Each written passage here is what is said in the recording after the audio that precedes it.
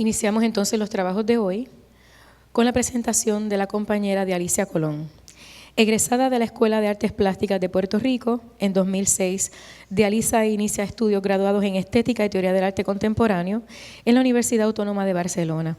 En 2008 recibe una beca predoctoral de 4 años que otorga la misma universidad para completar el doctorado en Filosofía Contemporánea, grado que obtiene en el 2012. Sus líneas de investigación son la estética, los estudios postcoloniales y la diáspora.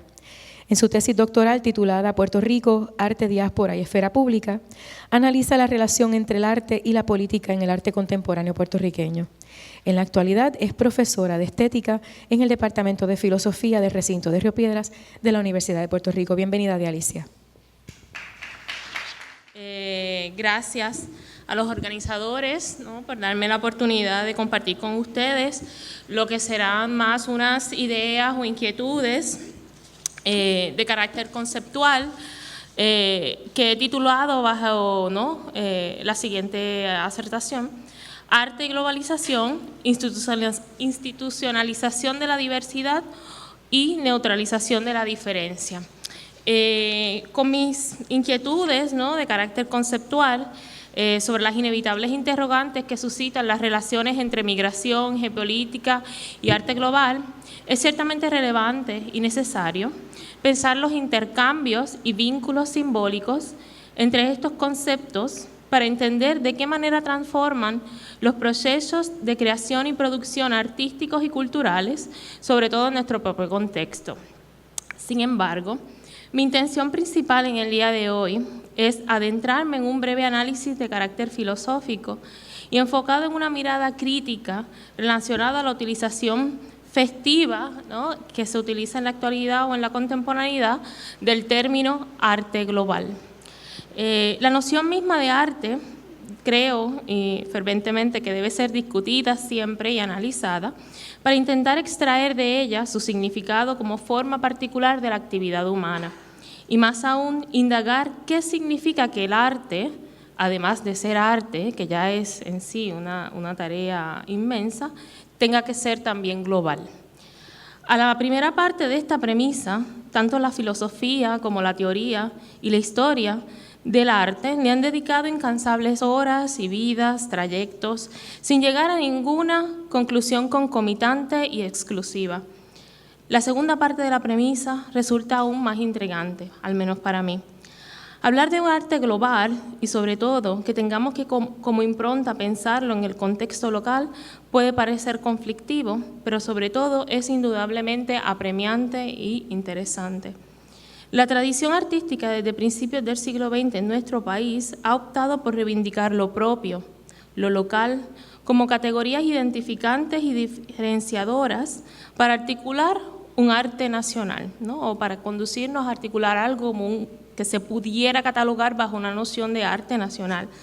Por tanto, me gustaría urdir algunas precisiones conceptuales con relación a los conceptos de arte, globalización, diversidad versus la noción de diferencia, que deberían ser analizadas para explorar las ambigüedades y dificultades contenidas en cada una de ellas y cómo podemos trasladarlas efectivamente al contexto puertorriqueño.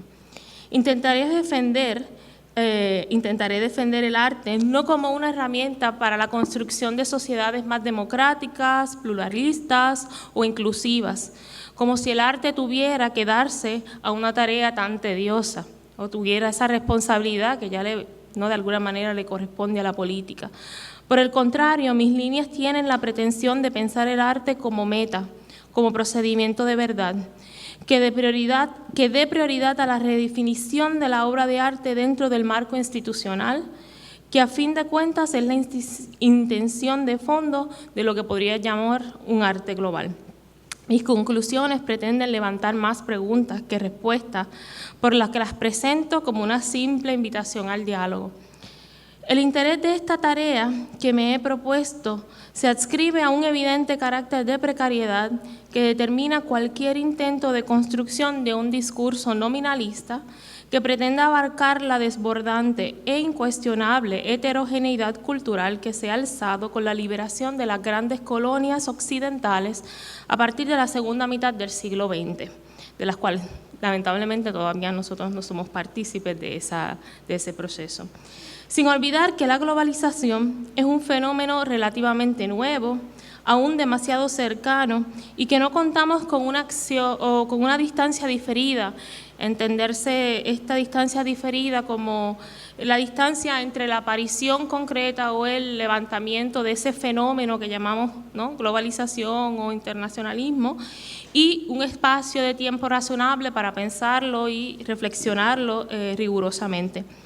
Por tanto, no contamos con una distancia diferida que nos permita ser suficientemente instruidos sobre todos sus posibles contenidos. Asumida esta perspectiva un tanto sospechosa sobre el entusiasmo que levanta el consorcio entre los conceptos de arte y globalización, comenzaré por precisar qué entiendo por cada uno de ellos, proponerlos como unos supuestos de base, para analizar críticamente las dinámicas que las componen. Espero no aburrirlos demasiado con todas estas divagaciones conceptuales y que, ¿no?, ya que lo estoy haciendo a capela y sin ningún tipo de soporte visual, pueda mantenerlos, ¿no?, conmigo.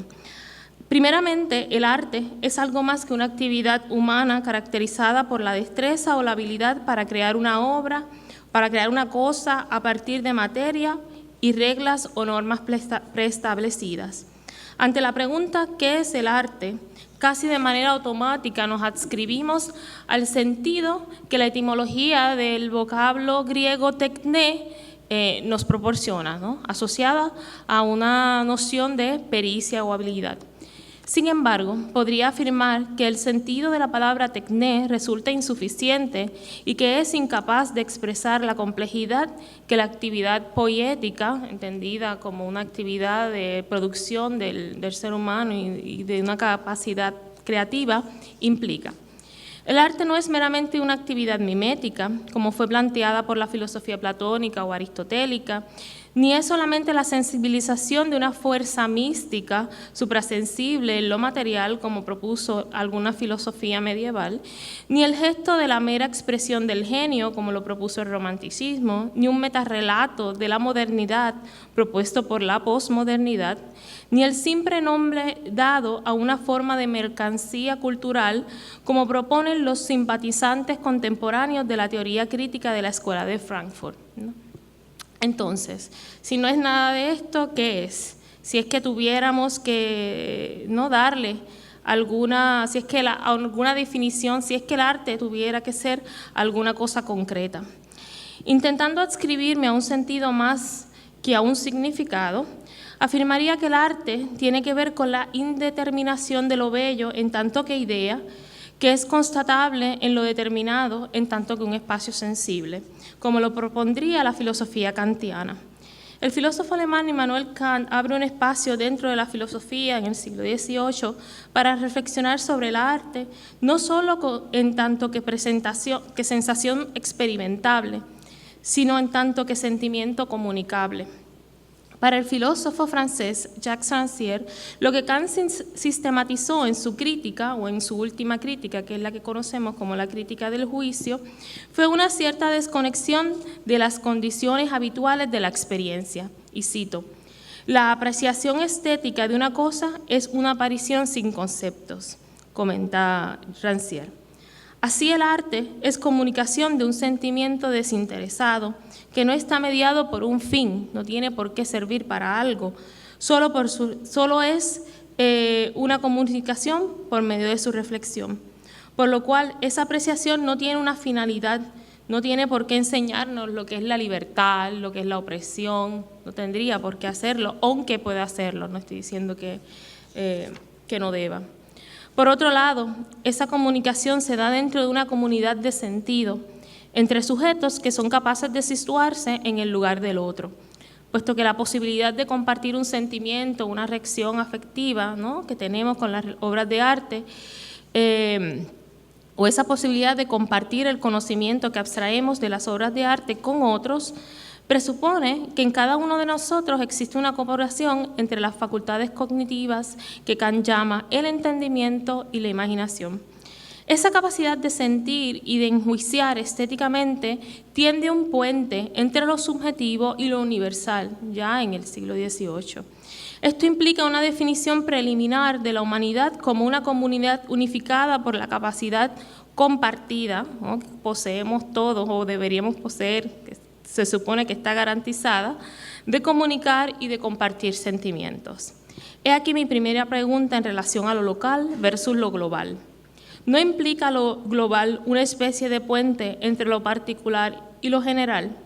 ¿Pretende el arte global diseminar lo particular, dar espacio de visualización a eso que se presenta como otredad, como alteridad, como minoría? Pero, ¿para quién es esa visualización? ¿A quién le sirve esa visualización? ¿Quién es el que se enuncia en esas imágenes? ¿Bajo qué condiciones es posible esa enunciación o identificación, como lo querramos llamar? Tomemos como ejemplo la exponencial proliferación de bienales en los años 90. ¿Qué pretendieron los curadores de esas exposiciones? Posibilitar y habilitar esos puentes para que las diferentes tribus del mundo del arte pudieran dialogar en un mismo lugar, en una misma platea. ¿Dialogar sobre qué? ¿Y desde dónde realmente se conduce ese diálogo? Pues muchas de estas exhibiciones replicaron las estructuras y fórmulas imperialistas, otras buscaron sencillamente paralelismos formales y otras celebraron la experiencia del arte como experiencia estética compartida por todos los que formamos parte de un supuesto mundo del arte. Percatémonos aquí a qué responde esencialmente el empleo de la noción experiencia estética. Esta responde a una lógica de las emociones, a una experiencia temporal que es vinculable a la producción artística y que por tanto asociamos casi inseparablemente a las producciones culturales o a lo cultural en general. Esto no significa que lo que se produce como productos culturales sea un sinónimo de arte.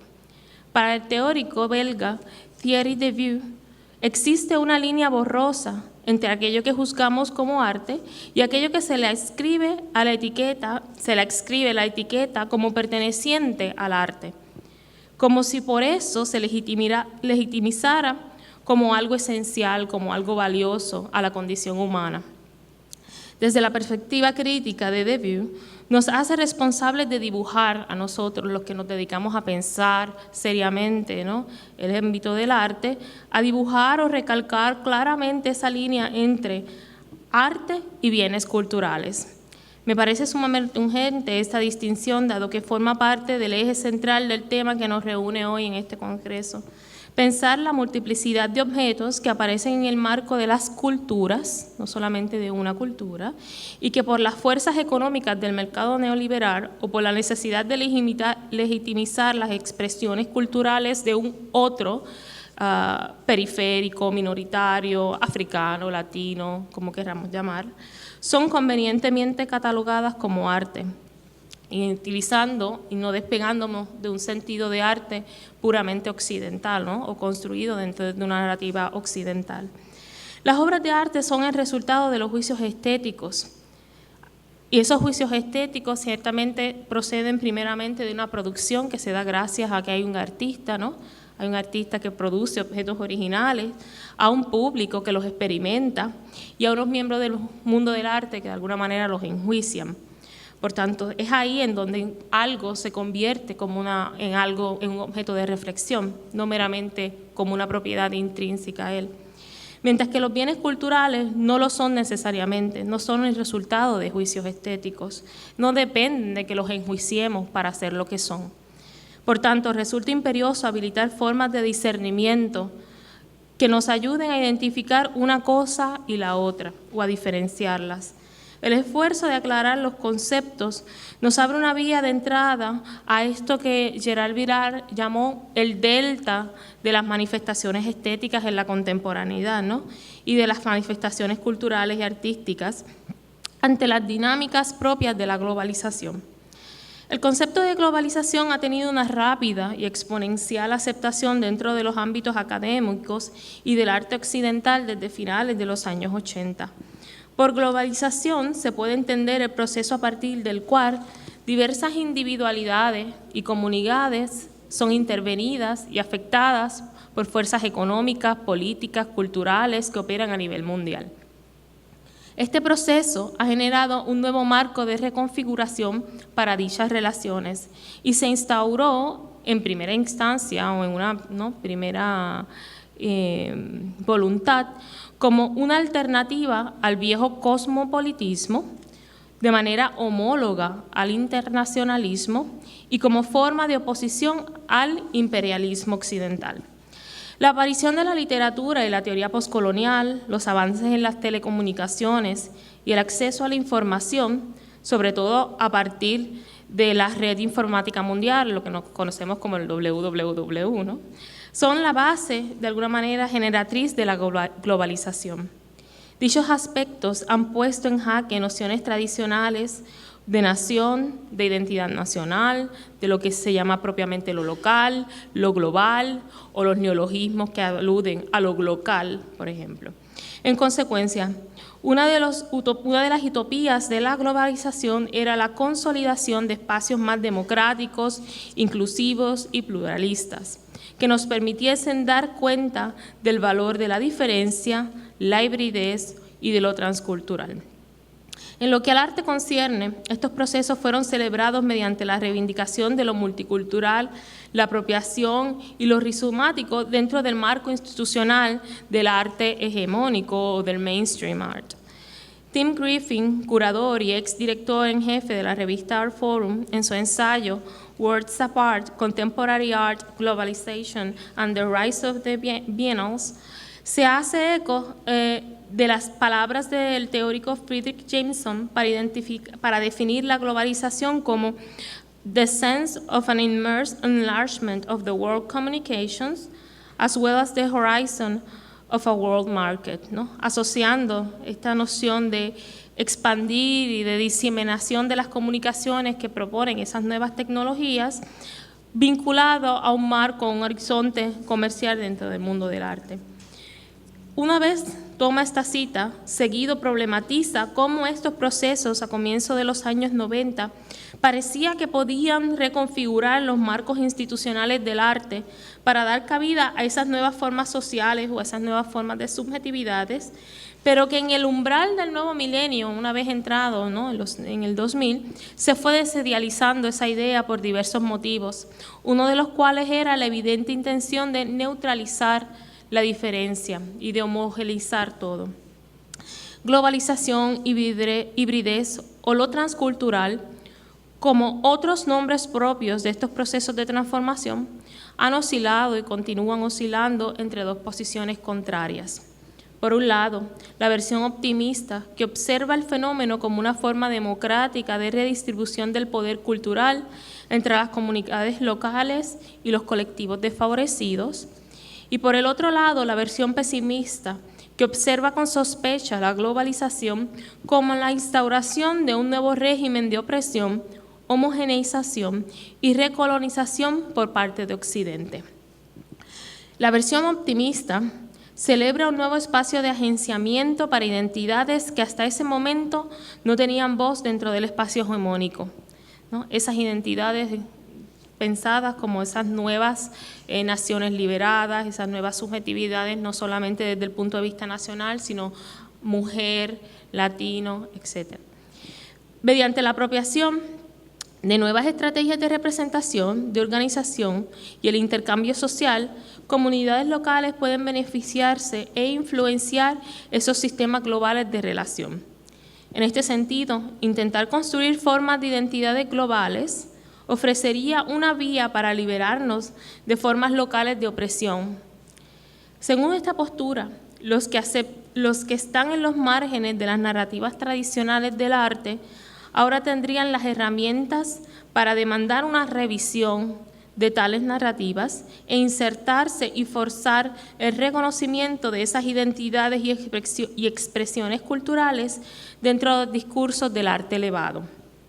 Es cierto que tras la década de los 90, la proliferación de museos de arte contemporáneo, bienales y exposiciones fue calando esos reclamos, hasta el punto de neutralizar las reivindicaciones y manifestaciones políticas que pretendían avalar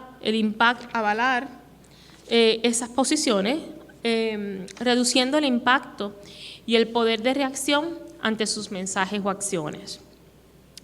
Estas intentaban encajar en una sociedad seducida por las formas del poder estetizado, en donde el capital suele intentar constantemente despolitizar los espacios culturales bajo la estrategia de represión y recuperación.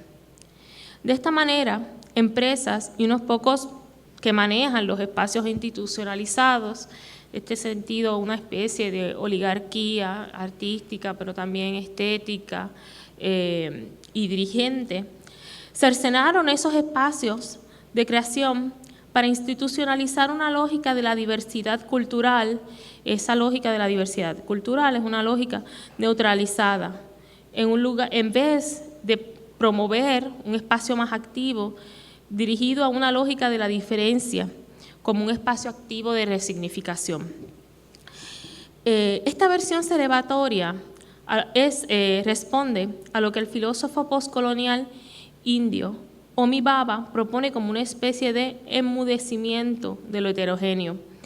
Y aquí peco también para referirme a la mayor parte de los teóricos dentro de un marco occidentalista, dentro de un marco académico, ¿no? De Occidente, pero son los que me resultan ciertamente efectivos para comentar estas dinámicas. En su ensayo, El compromiso con la teoría, que se encuentra editado dentro de su compendio más celebrado bajo el título El lugar de la cultura, publicado si no me equivoco, en el 1994 o 97, Bhabha define la diversidad cultural como, y cito, el reconocimiento de contenidos y usos ya dados, contenida en un marco temporal de relativismo, da origen a ideas liberales de multiculturalismo, intercambio cultural o de la cultura de la humanidad. Y cierro cita. Este reconocimiento de usos o de ideas de multiculturalismo, de intercambio y de cultura de la humanidad, lo que intentan es mitigar el poder violento o el poder amenazante de las identidades nacionales, de las identidades que reclaman un espacio de reivindicación dentro de esos espacios que han estado enmudecidos, todas aunadas bajo una misma categoría. Por tanto, entre ellas mismas, imposible hacer una diferenciación efectiva. Tomar, por ejemplo, la noción de melting pot norteamericana, dirigida a una complacencia, ¿no? A intentar abarcar todos esos reclamos de todas esas diferencias. La otra cara de Janus, la versión pesimista, estima como altamente peligroso celebrar un proceso que apunta a la homogeneización de la cultura y que replica estructuralmente las formas en las que las sociedades colonizadas se relacionan con las fuerzas imperiales. Esto ciertamente también es utópico, intentar salir de estas formas de control y de estructuras de relación, porque ciertamente estamos insertados en un lenguaje, es el lenguaje del otro, es el lenguaje impuesto, ¿no? No es el lenguaje propio del lugar, no hablamos el lenguaje propio del lugar, incluso nosotros puertorriqueños hablamos el lenguaje del colonizador. Este enfoque examina la globalización, este enfoque más pesimista, examina la globalización como forma de neocolonialismo y control. Lo local se encuentra en constante absorción e interrelación no solo con otras minorías, sino con las naciones productoras de esa definición de cultura global, porque no es hasta que Occidente comienza a dar nombre a estas narrativas que comienzan a reivindicarse propiamente dentro de los espacios académicos y de los espacios institucionales del arte. Esa cultura global es la que constantemente absorbemos a través de el cine de Hollywood, CNN, etc. Los espacios públicos se están convirtiendo en espacios privados y como afirman los teóricos postmarxistas Guy Hart y Antonio Negri en su libro El Imperio, los espacios periféricos, que son los espacios del otro, entiéndanse, los espacios en donde se agrupan toda esa noción que se llama lo multicultural o esas multiculturalidades, se están convirtiendo en una serie de espacios amorfos que promueven la desolación más que promover una interacción y la comunicación, develando así la verdadera cara de la globalización. Sin embargo, bajo una lógica de la diferencia cultural, en Baba se puede apuntar a un salvamiento, ¿no? O se puede apuntar a salvar esa noción de globalización, apuntando siempre a una apropiación de los mecanismos del otro. Se apunta a un proceso de enunciación más que de sedimentación. Cito: la diferencia cultural es un proceso de significación mediante el cual las afirmaciones de la cultura y sobre la cultura diferencian, discriminan y autorizan la producción de campos de fuerza, referencia, aplicabilidad y capacidad. Cierro la cita. La diferencia cultural de Baba se centra en el problema de la ambivalencia y la contingencia de los relatos versus la legitimación de lo atávico o de las identidades originarias. La introducción de un efecto de ambivalencia en las reglas del reconocimiento de los discursos dominantes los pueden desestabilizar, ya que en ellos se articulan las relaciones de poder y en el acto de mimetización siempre encuentran eso de lo siniestro del reconocimiento de la cara del otro. Por tanto, desarticulan nociones de jerarquía, normalización, marginalización, entre otras. Creo necesario apuntar que la metáfora de la hibridez se alza también de manera estridente en los discursos contemporáneos y encontró sus equivalencias tanto en el discurso de la criollización de la cultura caribeña del poeta martiniqués Edouard Glissant, como en la categoría de conocimiento de rizoma trabajada por Deleuze y Guattari. Si se piensa desde Baba, la identidad híbrida es un correctivo del esencialismo cultural, porque en los discursos postcoloniales el reclamo de una cultura o una identidad pura o originaria es siempre cuestionado, es siempre puesto en duda. Más allá de los discursos de razones que articulan estas dos posiciones, la cara negativa y la cara más positiva o celebratoria, ambas apuntan a un inevitable cambio en las formas de visualización de los modos de representación, construcción e identificación a nivel global. ¿Qué identidades se buscan representar? La demanda de identificación es la de ser siempre para otro. Implica que la representación del sujeto se produce siempre en el orden diferenciador de la alteridad, comenta Baba.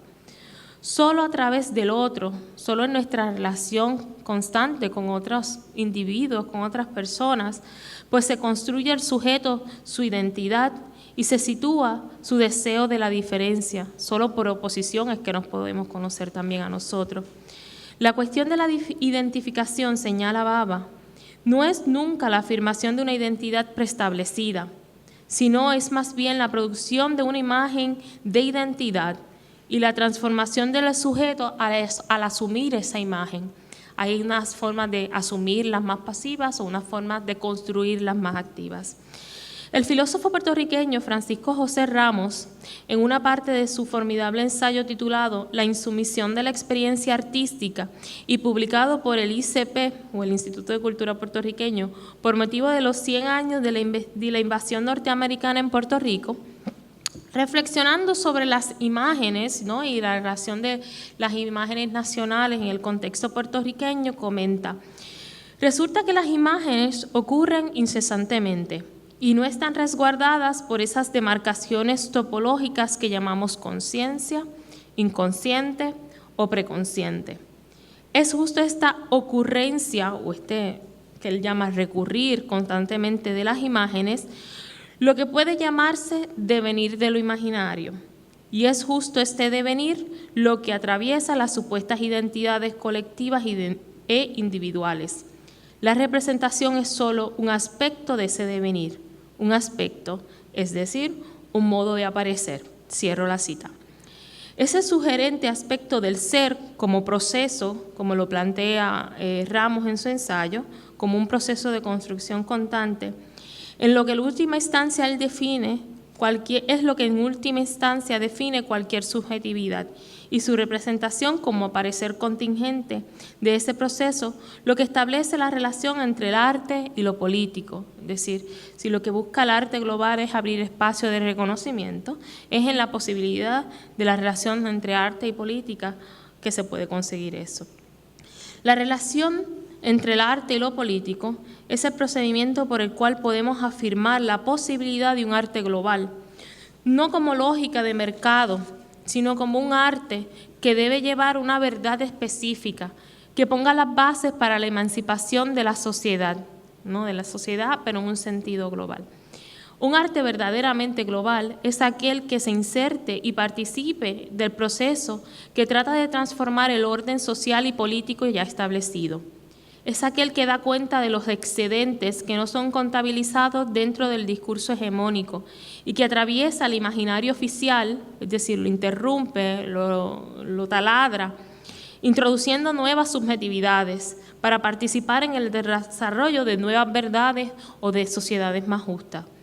Porque la relación entre arte y política no es, o al menos no se limita, a una simple conmemoración de los procesos políticos, a una denuncia de ciertas ideologías o a una reflexión sobre los procesos políticos. Más bien tiene que ver con la redistribución de los espacios, con el cuestionamiento de las funciones, los roles e instituciones dadas. El arte debe ser emancipatorio en tanto que crea nuevas capacidades y promueve la igualdad. Ese debe ser el papel de un arte global, un arte emancipatorio, un verdadero arte, un arte como verdad, según lo plantea el filósofo francés Alain Badiou. Una de las teorías estéticas más interesantes y rigurosas de la contemporaneidad se puede encontrar trazada en la obra política, pero también estética, del filósofo francés contemporáneo Alain Badiou. Para el arte es una de las 4 condiciones necesarias para pensar y para el surgimiento de la filosofía, y uno de los ámbitos de la producción humana que ha mostrado a través de la historia distintos procesos de subjetivación y lógicas que cuestionan los órdenes establecidos, siendo las otras formas, ¿no?, además del arte, o esas otras 3 formas que completarían esos 4 ámbitos, la política, la ciencia y el amor. Para Badiou, la verdad, como una de las principales nociones dentro de su pensamiento, no solo estético, sino también político y ontológico, es un proceso de transformación del orden establecido en una situación para conseguir que el cuerpo, y esta noción de cuerpo no es una cosa, no es una singularidad, puede ser entendida como un colectivo de personas, ¿okay?, pero un colectivo bastante abierto, bastante extendido.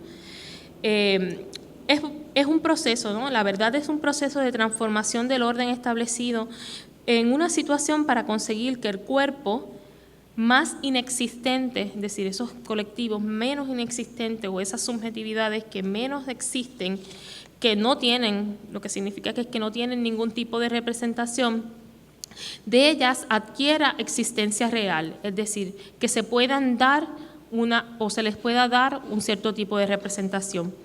Por eso, las reivindicaciones de un sujeto político no deben ser y no son singulares ni genéricas.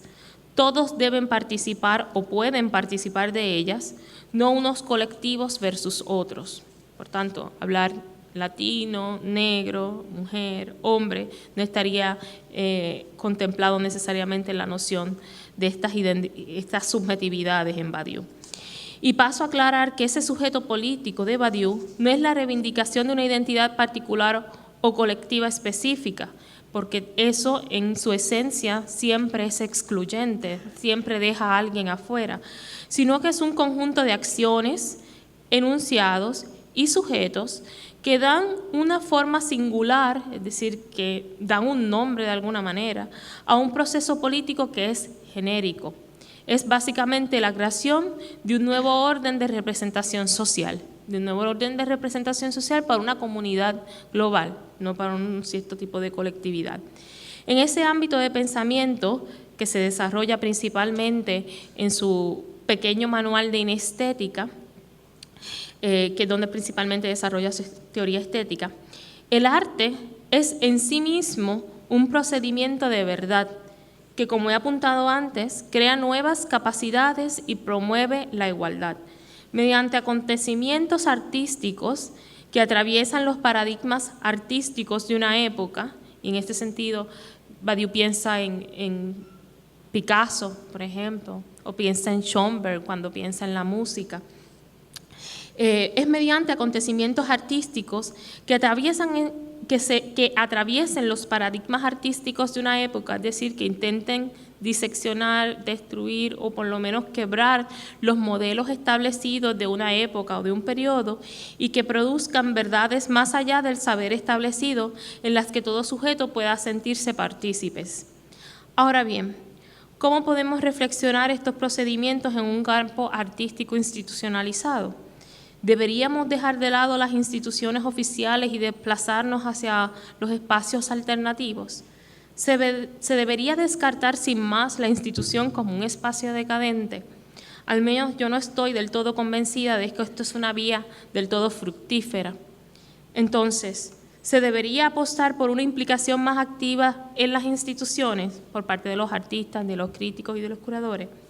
Pues a fin de cuentas, ¿qué esperamos de dichas instituciones? ¿Qué esperamos que representen? Ante estas interrogantes propongo pensar cómo podemos articular o convertir a las instituciones en sujetos políticos, generar espacios transgresivos que cuestionen e interrumpan el desmantelamiento de los espacios ya institucionalizados, ¿no?, por parte de las economías y por parte de los gobiernos, y que simultáneamente se orienten hacia otras áreas al margen del negocio corporativo del capitalismo globalizado.